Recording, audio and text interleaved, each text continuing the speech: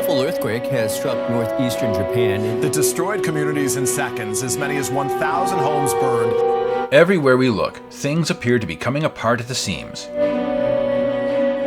Political tensions, civil upheaval, natural disasters, concern over governmental powers restricting personal freedoms.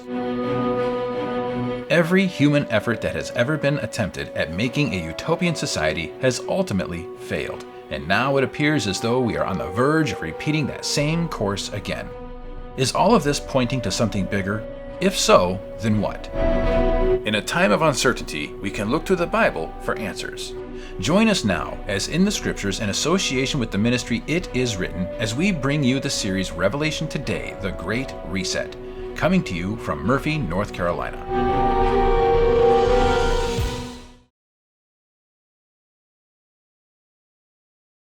Most all of us were never here when this nation was founded, and sometimes it's hard for us to kind of remember the fact that as a nation, this country is pretty young as nations go. Even though it's been over 200 years, none of us were around when Mr. Borglum carved out the Mount Rushmore. In fact, a funny little story, my mom is married to a man named Borglum, and so he even thought that maybe he was a distant relative, but it turns out it's two different families. But you'd think, a name like Borglum isn't very common, but apparently it is.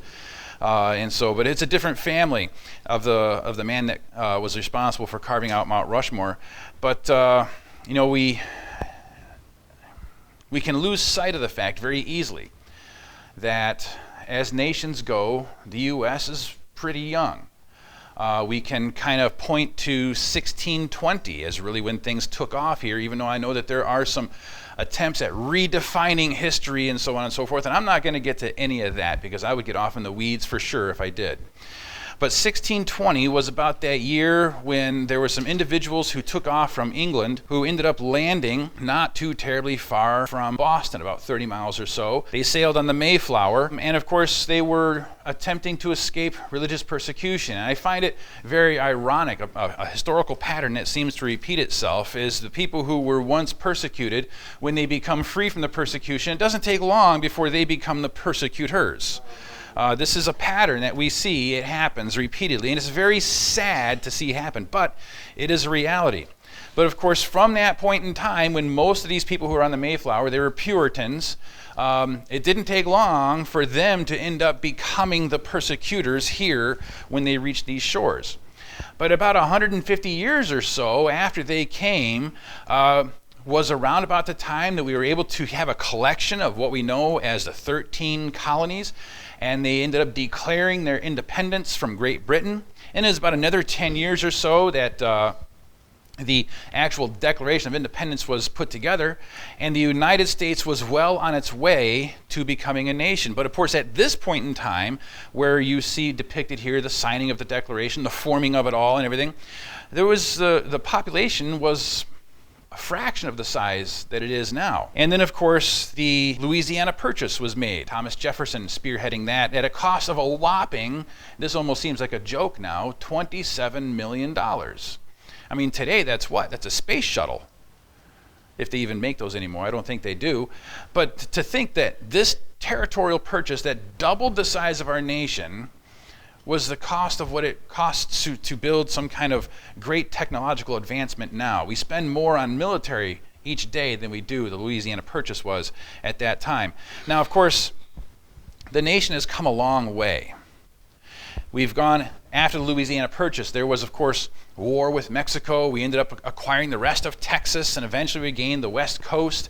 And then there was Alaska, and Hawaii became a part of the nation, and all of these aspects of growth. But aside from just the growth of property, there was also the growth of what the spirit of the nation was all about. We've gone from legalized slavery to having slavery abolished, at least on paper, but still having segregation. Certain restaurants where only certain people could go, only certain people could wash their laundry in certain places. And I don't know if you've ever seen any of the drinking fountains that really did say, coloreds have to drink from this one, and whites can only drink from this one. okay? But we've gone from all of that to an attempt, anyway, where what this nation should be is a place where justice can be had for all, even if there are times it doesn't really look like that's what's happening. Again, on paper, this is what it's supposed to be. In spirit and in actual carrying out, sometimes it doesn't necessarily always work out that way. Somebody once asked Benjamin Franklin, "What did you produce for us, sir?" And his response famously was, "A republic, madam, if you can keep it." And that's really what this nation is. It's what can be called a constitutional federal republic. We have a government that is based on something where it's not just the privileged class that gets to lead, even though when we look at the leaders of the nation, it seems like the majority of them are coming from the privileged classes. But every so often, there's that Cinderella story, that underdog that has risen up from, say, the slums to become a congressman. To become a leader and to spearhead some real change. But of course, then there are those others who don't necessarily like the status quo being shifted too terribly much, and so they sometimes make it hard for those individuals to really move forward in some cases. But of course, we're not in a nation where you become a ruler by heredity. You don't get to be a self-appointed ruler. It's by the people and for the people. It is a nation that was recognized where people have rights derived from the Creator. It's a system of government that recognizes human imperfection and the ever-present tendency to abuse power. That's why our system of laws and our system of governance is meant to be able to amend in proper ways from time to time, even though these things do get abused from time. But the recognizing of the potential for abuse was there when the founding fathers were formulating what the government would look like, as a way of trying to prevent that from happening. Now, of course, we as people are really good at finding the loopholes and getting around these things at times. But of course, also a part of that system of government that was established was a system of what we call checks and balances, as a way of trying to make sure that no one person or party can get too much control and sway things in any one direction. Every single one of us have been seeing this at work in very recent days, where there have been decrees that have been made, but others who have stood up and said, "No, I don't think so." That's the system of checks and balances, so that no one person or party can lord over you their will. To which we can all say, thank you. But if we consider back 1776, the 13 colonies with a combined population of about 2.5 million people. I mean, the smallest large cities in the U.S. have larger populations than that. But that was roughly 2.5 million, was roughly the size of our population in 1776. And this was the population that declared independence from Great Britain and fought for it and ended up being able to obtain it. There was at that time no mass travel, no mass communication, and that Declaration of Independence is what led to the formulating of a system of government that we are now able to enjoy that was never utilized on that kind of a scale until that time.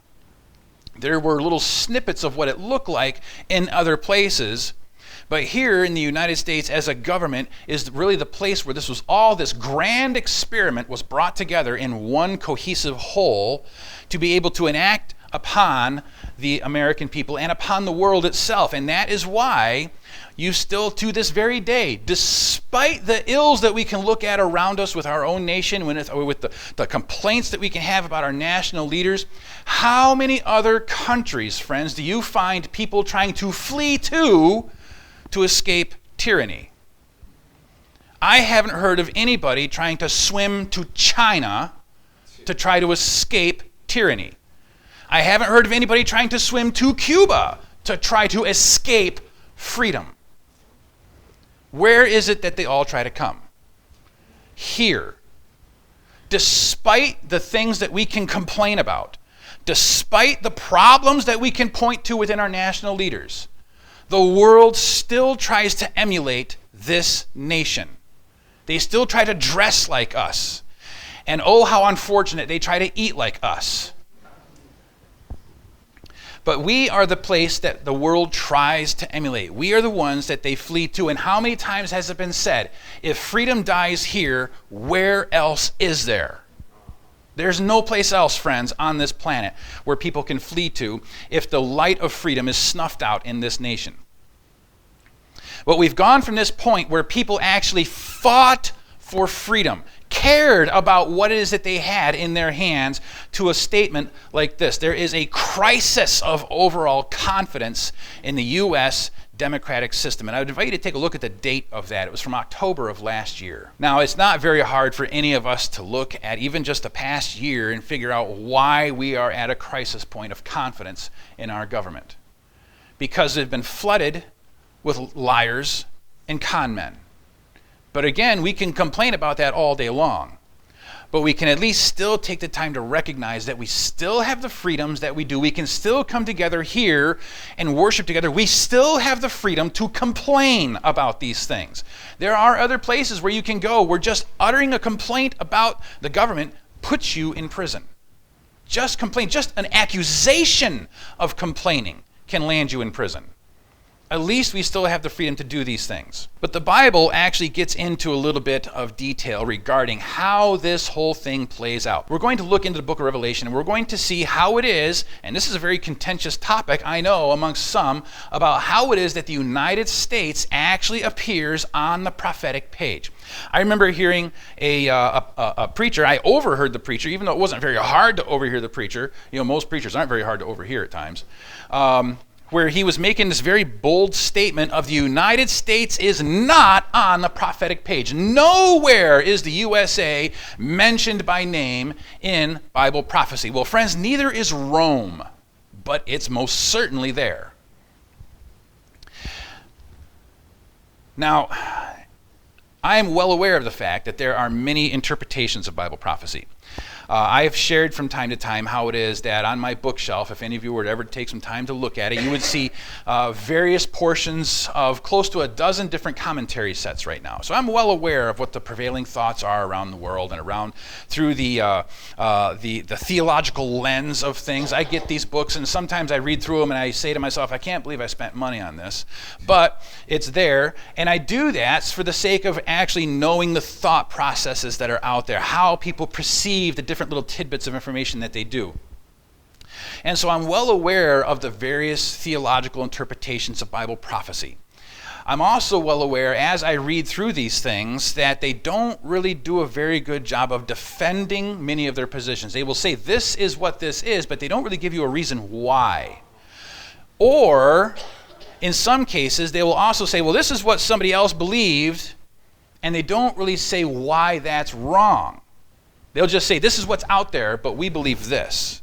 And they won't really give a defense or what's known in theological circles as an apology for why it is that they believe what they believe. They'll just kind of blurt out a bunch of information and leave it at that.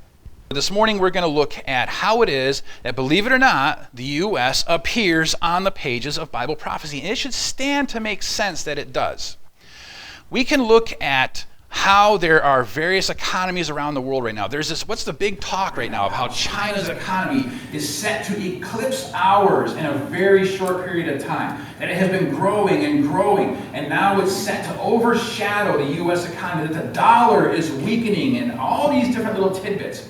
There's a reason why certain nations are mentioned in Bible prophecy, and there's a reason why others are not. But still, above all of that, and even we can look at details of military strength and so on. We can look at all these little snippets, but ultimately, right now, still, the U.S. is, and has been for quite some time, the only world superpower that there is. And as we look at the world around us, how it is falling apart faster than it can be put back together, it's not hard for us to see that we are on the cusp of the return of Christ. So would it make sense that the Bible would mention the world-standing superpower that is active at the time just before Christ would return? Would that make sense? Or would God be so concerned over a little patch of dirt in the Middle East that ultimately means nothing and say, no, this is what it all centers on? Which do you think would be more important to God? The nation that has far more influence and far more tentacles and control around the world? Or a patch of dirt that has not been out of contention ever since it was inhabited? I would dare say it would be that nation that has the influence. One of those nations, we've looked at this our first night together, was the nation of Babylon. As nations go, Babylon wasn't very big. It was where it was located that made it powerful. You could not travel from Asia to Africa without traveling through Babylon. And depending at what time actually you traveled from, even from what we think of as the European territory to Africa, you could not do that without passing through Babylon. It was very influential because of where it was located. And of course, they had a ready resource of this very flammable black sludge that would come out of the ground that they didn't have to do hardly anything to get, but they could sell it really expensive and become very, very wealthy as a result of that. As nations go, Babylon was not very large, but it was very influential. And Babylon had a profound influence on God's people. Let me give you just a small example of what that looks like, that influence. Today, I don't have a slide of this, but today we have what we call biblical Hebrew. Okay, you know, the Old Testament was written in Hebrew, the New Testament was written in Greek, and of course, after the Grecian Empire kind of took over things, they translated the Old Testament into what we call the Septuagint. That's the Greek translation of the Old Testament. But when we look at the biblical Hebrew, what we can deduce is that was not what Moses himself wrote. He didn't write in those characters. Now, how do we know that? Well, first of all, when we look at ancient writings from Babylon, we find that the alphabet of biblical Hebrew mirrors the Babylonian text in many, many ways. And when we look then back to Jerusalem before the Babylonian captivity, we have next to nothing in existence. There's no written text that really exists from before the Babylonian captivity. So why would this matter? Well, it's very simple. The people of Jerusalem were hauled off captive. They go to Babylon. They're there for 70 years. And don't you think that during that course of time, there would be this adaptation of their alphabet with the Babylonian alphabet, and then when they go back to Jerusalem eventually, that's what they have that goes back with them. Now I know that there are those who talk about what they like to think of as Paleo-Hebrew, which it's called Paleo-Hebrew, but that's really, I don't necessarily know that's a right term to use, because there's absolutely zero evidence that it was a ancient form of the Hebrew language. All we have are just some cave writings. That's it. There is not even a complete alphabet of the Paleo-Hebrew language. So to connect the dots between these things is really a pretty loose argument to make. But what we can see, though, is that nations have influence. And if you think about it, God's nation, Israel, for the most part, through the overwhelmingly vast majority of their existence, have been dominated by somebody else. I always get a kick out of the fact of how it is that when Jesus was talking and there were some Pharisees who were saying, you know, we have never been ruled over anybody else. Well, no, that's not true. There was the Babylonians, there was the Persians, there was the Greeks, there was the Romans, who even at that time, when that statement was being made, were ruling over them. Okay? And they all had influence over them. Every single one of them. So much so to the point, and this is something else I get a kick out of, and I've mentioned this from time to time.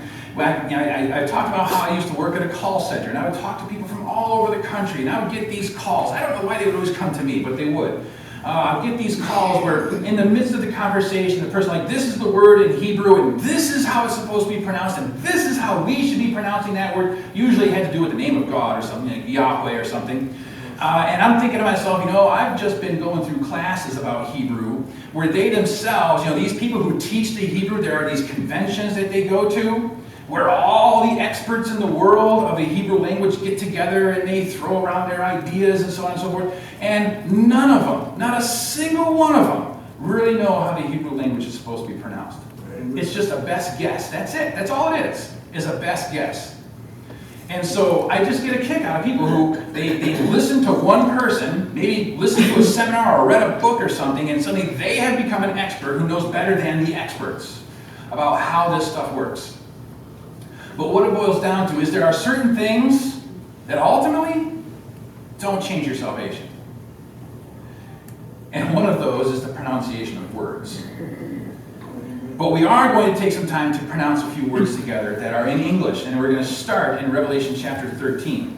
Then I stood on the sand of the sea, and I saw a beast rising up out of the sea. having 7 heads and 10 horns, and on his horns 10 crowns, and on his heads a blasphemous name. Now the beast which I saw was like a leopard, and his feet were like the feet of a bear, and his mouth like the mouth of a lion. The dragon gave him his power, his throne, and great authority. And I saw one of his heads as if it had been mortally wounded, and his deadly wound was healed, and all the world marveled after the beast.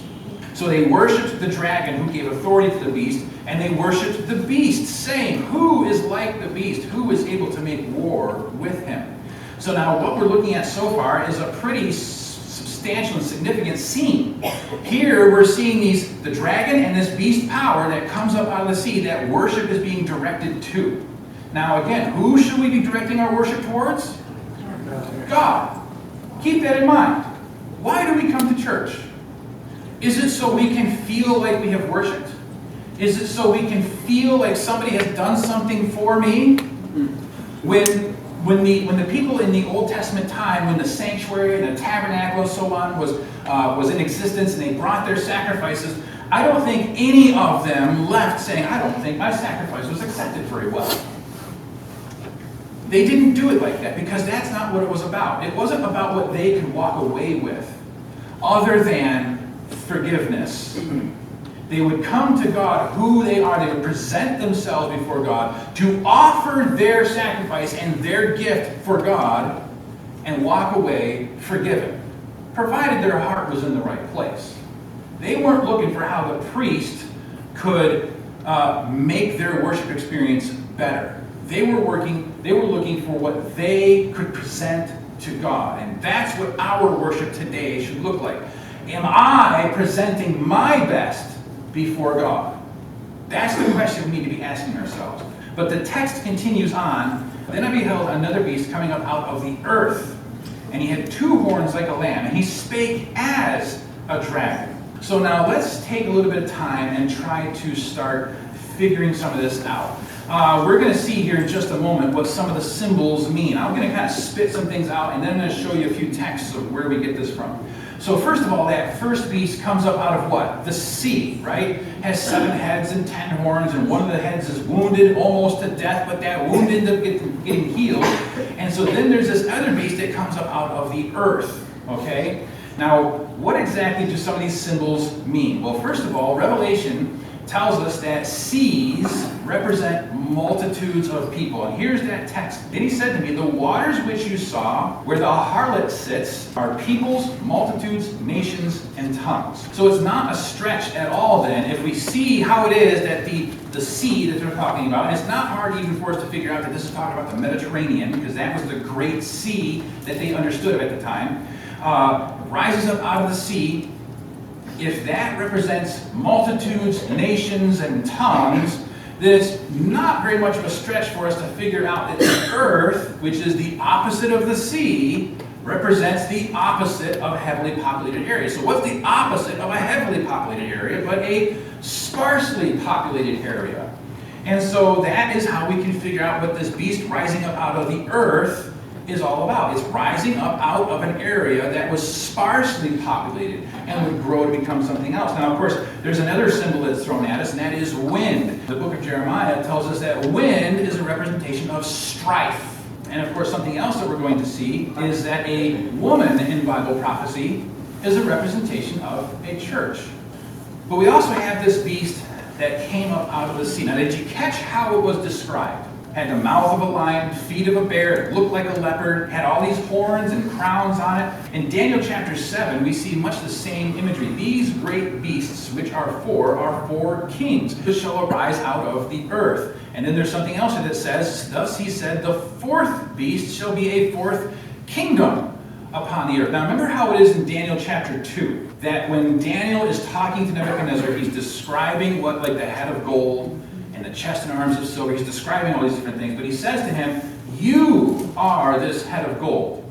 Now, is he actually talking about just Nebuchadnezzar being the head of gold, or was he using Nebuchadnezzar as a representative of the nation of Babylon?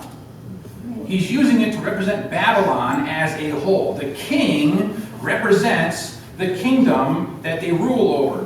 The rulers that you have, whether you like it or not, represent You. So be careful who you vote for. So let's put these things together a little bit. We have this beast that comes up out of the sea. It has all these various parts that are described, with all the heads, the mouth, the paws, and so on and so forth. So let's break this down. Here in Daniel chapter 7, we have these 4 great beasts that come up out of the sea. That's our first point. One is like a lion, one is like a bear, one is like a leopard, and then we have this dreadful beast that has iron teeth and 10 horns, and then there's this little horn that pops up, and it's got eyes and a mouth. So we compare now what we just read from Revelation 13. Both of them come from the sea. The one that comes from the sea in Revelation has a mouth like a lion. It has feet like a bear. The body looks like a leopard. So we can see that there are some similarities. And incidentally, the leopard-like beast in Daniel has 4 heads. When we look at the beast in Revelation 13, the first one, it has 7 heads. Now, between the animals in Daniel chapter 7, we have a lion. How many heads does it have? We would assume 1 because there's no detail. So we'll assume 1. The bear, how many heads does it have? 1. Because there's no description of it having multiple heads. So we'll assume 1. And even within the language, though, it's written in a singular. So yeah, there's 1 head. The leopard has how many? 4. So how many heads is that total? 6. That's 6 so far. But then we have this other creature that shows up with all the horns and everything and the iron teeth. And it has 1 head. So how many heads is that total? 7 heads. How many heads do we see in the beast that comes out of the sea in Revelation? 7, right? How many horns between those 2 creatures? There's 10 in Daniel, and then there's 10 in Revelation. Are we seeing the similarities yet? But then we also plug in what we saw from Daniel chapter 2. First of all, the vision comes to him in a dream. We see that there's this head of gold, this chest and arms of silver, the belly and thighs of brass, legs of iron, much like that beast that has iron teeth. And then we have the feet of iron and clay. Between 2 feet, there are how many toes? In a normal person, there's 10. So, again, we can see how a lot of this is all lining up. The very thing that we see in Daniel chapter 2 of Babylon, Medo-Persia, Greece, Rome, is the very same thing that we see in Daniel 7 as well. The lion represents Babylon. One of the reasons we can know that is because throughout the ancient city of Babylon, there were inscriptions of winged lions, which that lion in Daniel 7 is a lion with wings, okay? There are inscriptions of this all over the city of Babylon. Now, the bear is a little bit harder to figure out, but not really so much. But when you look at the description, it has 3 ribs in his mouth, and he's raised on one side. In other words, one side is higher than the other. Now, the Medo-Persian Empire defeated 3 primary provinces. They were Egypt, Syria, and Babylon. 3 nations that they had defeated, hence the 3 ribs in his mouth. The Medo-Persian, it's 2, the Medes and the Persians, a coalition of 2 nations. One was stronger than the other, but the stronger one came up after the weaker one did. Hence the bear being raised up on one side. It's also the nation that followed after Babylon. And so we have this bear. Now I've wondered why it is that a bear was used to represent the Medo-Persian Empire. And the only thing that I can figure, because nobody has ever mentioned this before, at least not anything that I have read, is because the Persian Empire and the military that they had was kind of this very large, lumbering beast. It really was. How many of us are familiar with the story of Leonidas and the 300 that fought off the Persians at Thermopylae in 475 BC? Well, you know, in the story, the reason that becomes so significant, it kind of gets over-dramatized a little bit. You know, Leonidas with his 300 Spartans held off 250,000 Persian military for 3 days at that narrow pass. And that's how that all becomes so famous. There's a reason why it is that the Persian army moved as slow as it did, because it was huge. It was this large, lumbering beast, kind of like what you can think of a bear being, even though a bear can run pretty fast at times. But we see also that this leopard is a representation of Greece. Now, how can we know that? It has these 4 heads. Well, Alexander the Great, after he had defeated the known world, didn't live much longer after that. He ends up passing away, and it's given off to his 4 generals. Ptolemy, Seleucid, Cassander, and Lysimachus. 4 generals that end up taking the place. And this is also something that comes prevalent in Daniel chapter 8 as well. And then we have this other dreadful beast that comes up with the iron teeth, the 10 horns, and so on and so forth. So you can begin to see how the symbolism is all locked in together. The one thing represents the other. But when we get to Revelation 13, all of them are in a single beast. It's not multiple creatures anymore. It's a single creature that comes up out of the sea, having all these different parts. And notice one more detail as well. It's not depicted quite well on this slide, but when Daniel looks at it, what's the first animal that he sees? He sees a lion with wings, then the bear, then the leopard. When we look at John's description, what's the first one that he mentions? He mentions the leopard, then the bear, then the lion. Why would that be important? It's very simple. If you were to look at a timeline, you'd have John at one end and Daniel at the other. Daniel is looking at it from his point going back, and as John is looking at the very same thing, he's at a very different point in time, looking back over the exact same sequence. But he's seeing it in reverse order. That's why he's mentioning it the way that he is. But there's also another detail about why it is that these are mentioned into one single creature, and that is that every single one of them represented pagan religions, religious or spiritual confusion. And that's also what this single creature in Revelation 13 carries with it, is spiritual confusion. And we're going to get into that more as we go, especially this evening when we talk about it. We also see a few other little details. First of all, there's this little horn that pops up. It uproots 3 of those first 10 horns, and it has a mouth speaking pompous things. And then in Revelation 13, we again have this mouth speaking blasphemies. So it's not really hard for us to put these things together. But then as this all progresses, what we see is that this beast of the earth comes up after all of this is accomplished. In fact, there's a statement that I found. How many of you are familiar with any of the Protestant reformers? How many of you have ever heard of a guy named John Wesley? Yeah. Okay. John Wesley, he's the guy who, he didn't intend for this to happen, but ultimately the Methodist Church came about because of the work of John Wesley.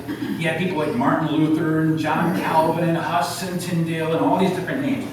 Well, John Wesley made this statement: he is not yet come, though he cannot be far off, for he is to appear at the end of the 42 months of the first beast. Now, we didn't read about the 42 months. We'll read about that at another time.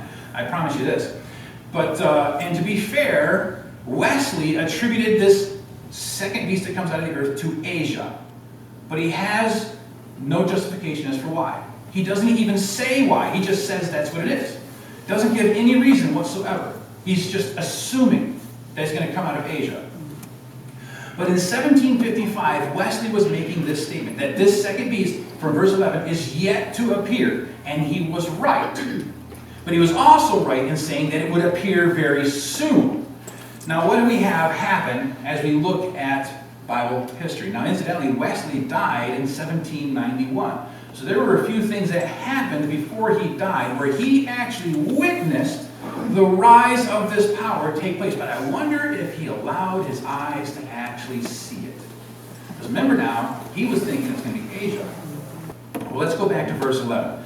Then I saw another beast coming up out of the earth, and he had 2 horns like a lamb, and spoke like a dragon.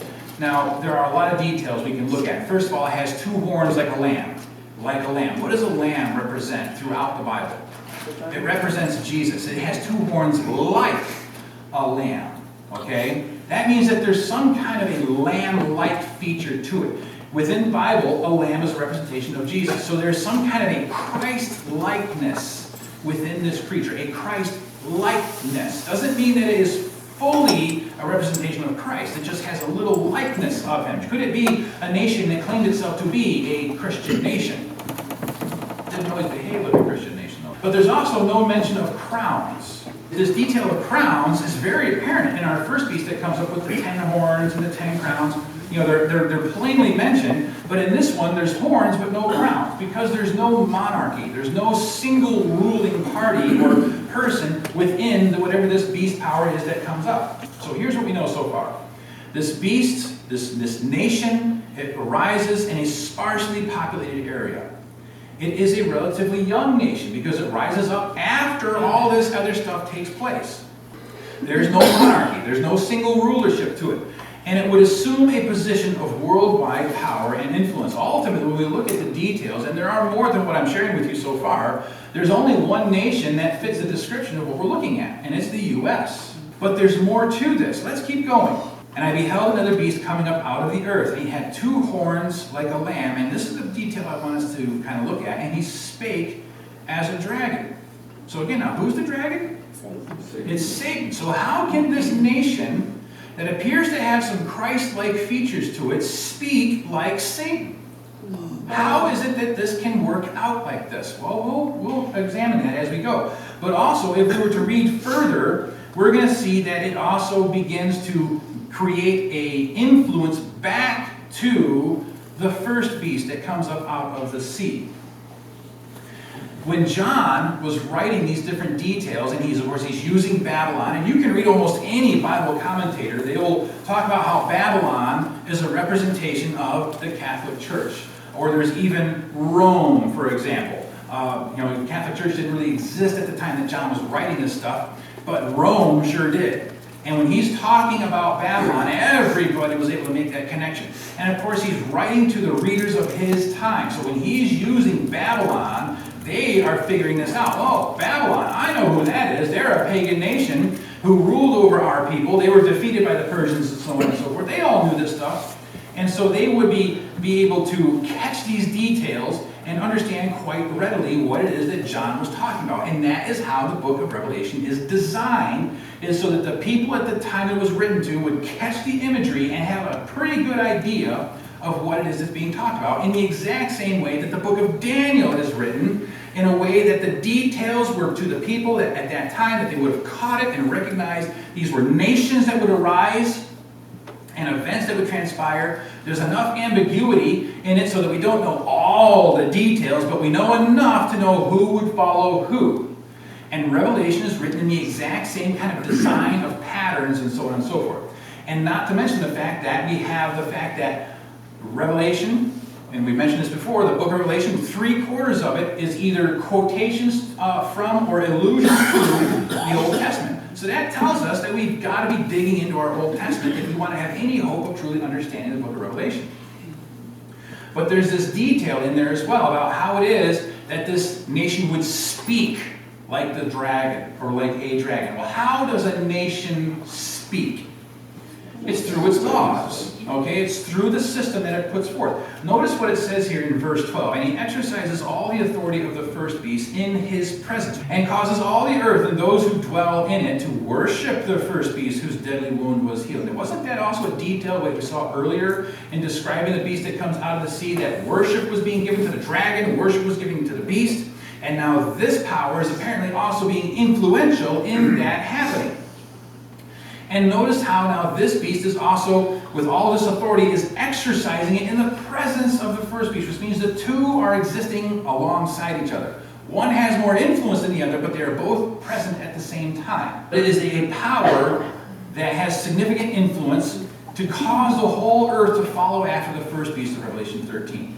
Now, how is it that that can be possible? How can anybody create an influence that will make everybody follow it? Do we have anything like that in the world at all today, where any one influence has the whole world following after it? There's nothing like that. Nothing. You could not, if you wanted to, get the whole world to cast off their own ideologies and all to follow a single ideology, a single religion, a single policy, a single politic. You can't make it happen. So how does it happen? I'd like to share with you a little story. I had a friend of mine that he's older than I am, and his grandfather was in Germany during the time of the Nazis. And he wanted to have a bakery. His father, he wanted to have a bakery, okay? And in order for him to get the permit to open his bakery, he had to join the Nazi Party.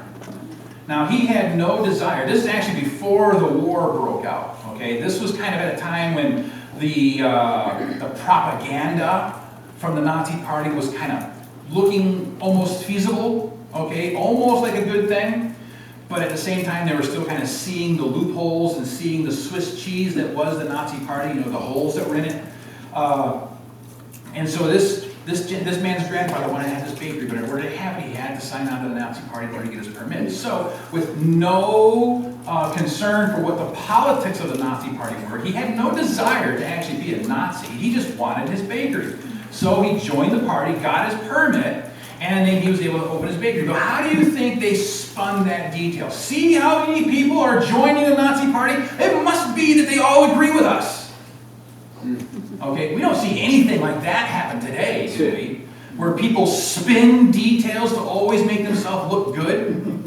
That never happens, does it? Never. But what you have is all you have to do is create a system where people will follow by default without even really caring about what it's about. September 11th. Where were you on September 11th? I remember exactly where I was. I was in a garage. I was actually, I don't remember what job I was doing. I think I was changing a hat shaft on some car or something. And my brother came to borrow the van. I had a van at the time. And he said, dude, we're under attack. And I was like, what are you talking about? We're under attack. Well, this garage I worked at, it was like a 6 or 7 or 8 bay shop. It was really big. But there was this window where the guys up front would pass the work orders through to us. And in the waiting room, there was a TV. And I'm standing there after my brother takes off with my van. I have this work order. I go over and I hand it to those guys. And on the TV, they're showing one of the trade centers, one of the towers is already in smoke. Okay, the second plane hadn't hit yet. And I'm handing this work order to him, like, wow, what is that? That must be what my brother was talking about. And as I'm watching the second plane hit, okay, I remember this as like it was yesterday. And I'm sure every single one of you can remember exactly where you were when this was taking place, right? Now, what happened after that all took place? The towers crumble, the cloud of dust kind of settles, the plane that crashed in Pennsylvania, the plane that hit the Pentagon, you know, all of the terrorist activity is finished. What happened next? Church attendance skyrocketed. It went to record levels. There had been more people going to church after September 11th happened than what had happened in generations. And then the next week, there were still record levels, a little smidgen lower, but still record levels of church attendance. And then the week after that, they were still pretty good, but they had sloped off considerably. And then 3-4 weeks after, they were right back to where they were. Now, why was that? Because people were responding out of fear. Okay? Fear is always the wrong motivator. It always is. Because fear doesn't actually drive you to make a conscious, deliberate, continuous decision. It puts you in a position of just trying to get past this crisis. That's it. Once that crisis is over, I can go back to doing whatever I was doing. How many of us, even during this whole pandemic thing, have heard or have even said, I just want life to get back to normal? How many of us have tried to be living like nothing is happening? There's been a lot of people who've been trying to do that. Okay? Because there's a lot of people who are recognizing that the fear response is not really the best response. But even in fear, you can still have a lot of obstinance and a lot of ignoring of what is really going on. And I'm not talking about the behind closed door shady details. I'm talking about the fact that, yeah, we're in a pandemic and probably everybody has gotten it. Okay? And if you haven't, then you will, because that's just how it's going to work.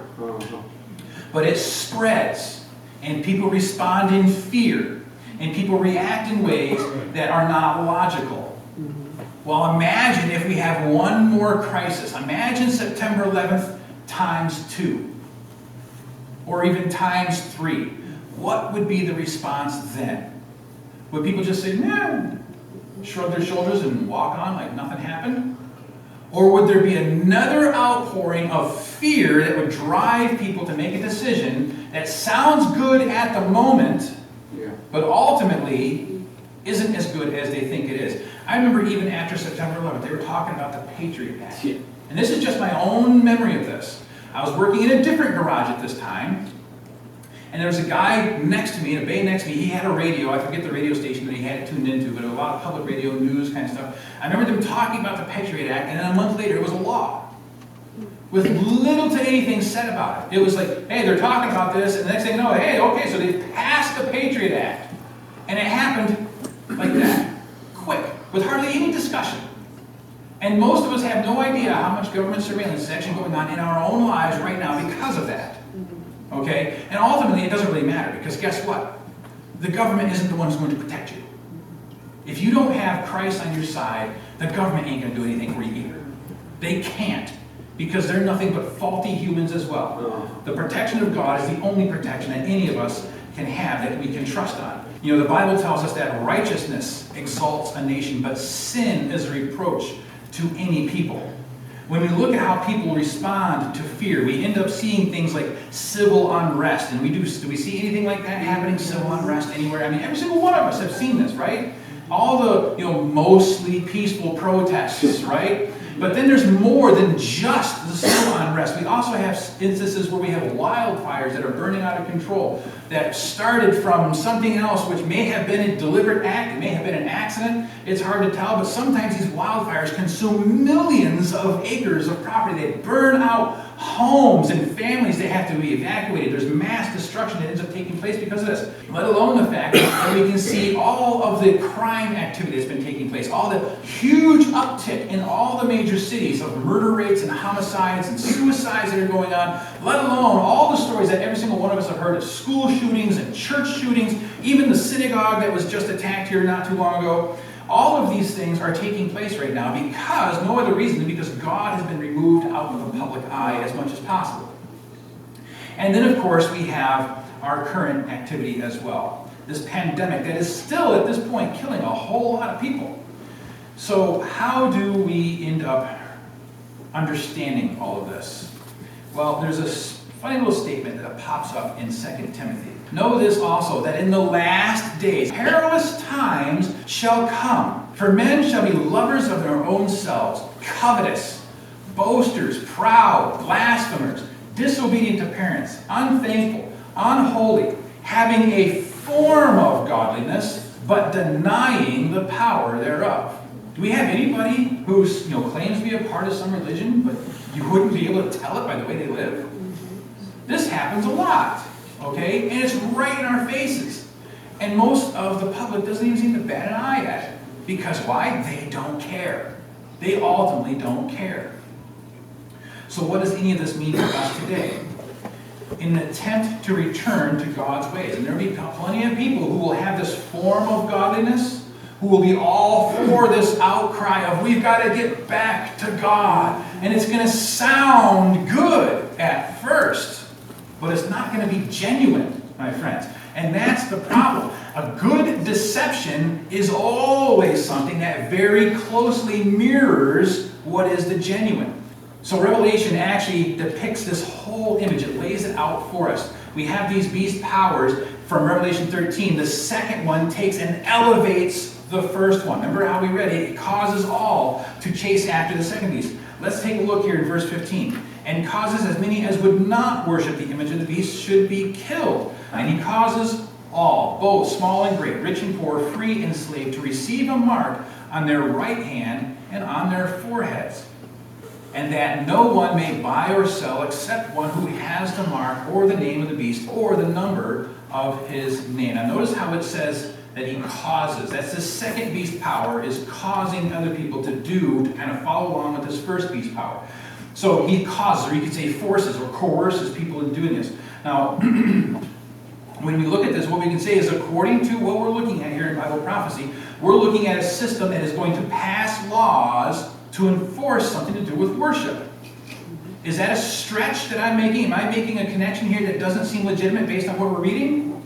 Or does it seem pretty straightforward that this is what we're looking at?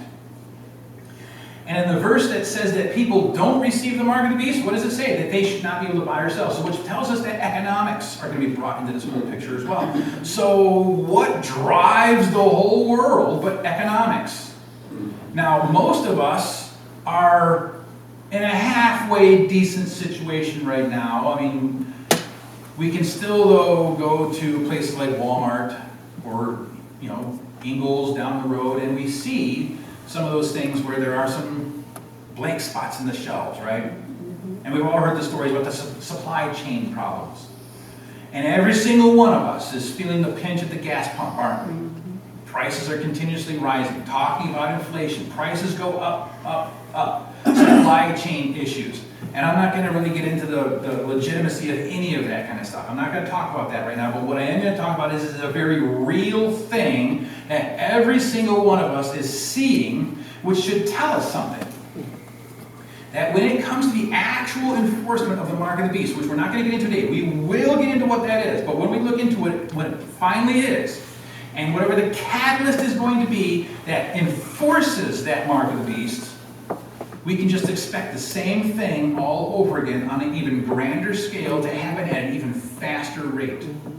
I've heard it said, and maybe you've heard some of the same things from these, these people who do these kind of like a crisis analysis and preparedness for disaster and so on and so forth, that if somehow the supply chain were cut off to any major city, or even any small town like this, in other words, no more big trucks bringing supplies in, and the grocery stores would have about 3 days before there'd be nothing left. Okay, 3 days. So just think, one massive crisis that disrupts everything, you've got about 3 days of a food supply left.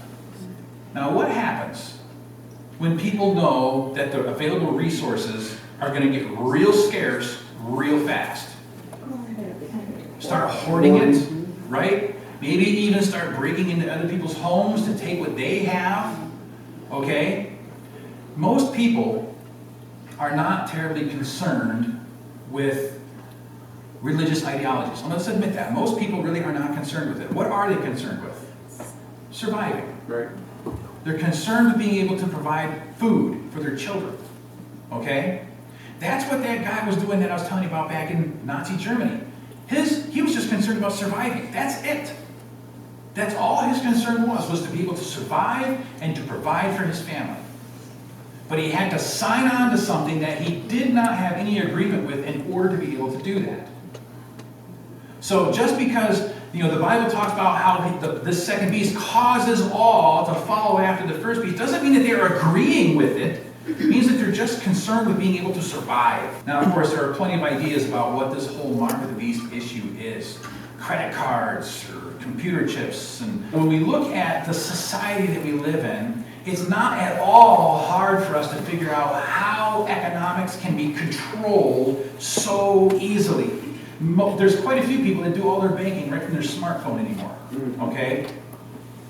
They even have where you can use your phone at the checkout. I forget what they call that, but you just kind of pass it over and it does all the transaction right there. You don't even have to get your card out of your wallet anymore, okay? Everything is connected through cyber links, okay? And so there's already movements in place to be able to watch all your finances. How many of you all heard the stories already out of the news, how it is that the government wants the banks to monitor every transaction that you make over $600 cash? Every single one. You move money from your savings account to your checking account. What was that? You pull cash out. Whoa, what are you doing? Okay? There's already, every mechanism is in place to make this stuff happen. It's just that catalyst that is needed to enforce everything. One more crisis point to tip us over the edge. But we have to know who the players are that are making all this happen. We've been able to identify one already. Who is it? The one we're looking at today? We're standing in it. Not the building, of course. The United States. The single most influential power on the world today, and has been for quite some time. The Bible is quite clear about some of this. We all see how the world is rapidly declining both morally and spiritually. We can all agree that the only thing that could save this world is a return to godly principles. The problem is defining what that looks like. When you start having individuals who are trying to promote a certain idea of what those godly principles are, and they're the loudest voice, they usually end up getting the most pull. How is it when we've even been looking at the world around us and the things that have been happening, the directions the way things have been chasing, we see that the majority of people don't agree with certain things, but you have people that seem to have the biggest bullhorn. And they're the ones who are getting their way. Doesn't that seem like a bit of a problem? And I'm not talking about the politics that are involved in any of this. I'm talking about the way we see actions happening. That's what I'm referring to. how it is that these things can happen rapidly and happen right under your nose without you even knowing what's taking place, let alone the fact that the majority of the Christian world thinks that this stuff doesn't matter at all because I'm going to be raptured away before any of this stuff ever happens, and so it's not going to bother me one bit. So when the decisions come for what the mark of the beast kind of thing is going to be, they're going to be right along with it because they're blinded by the fact that they don't even know what the mark of the beast is. It's nothing to do with computer chips, has nothing to do with credit cards, has nothing to do with tattoos even. Satan has never, at any point in time, ever been so blatant in anything.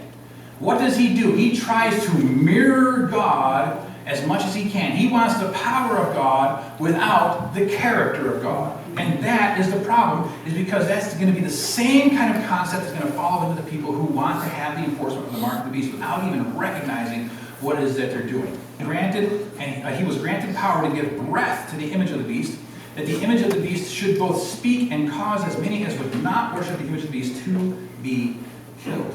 That sounds pretty ominous, doesn't it? The Bible says that people without the mark of the beast will be threatened with death, and sadly, it is not really hard for us to imagine this happening. We've all seen fanatics jumping onto whatever it is that their belief system is and going full steam ahead trying to push their agendas through. And not only can we see it around us happening now, but we can also see it play out in Bible history. In the book of Daniel, there's one such story where a guy who was very fanatical about what he believed enforced a form of worship that ended up costing a big decision to come upon three very devout young men that would not bow down to the image. And what is it that ended up happening to those three young men? But they ended up being cast into a fiery furnace that was supposed to just incinerate them.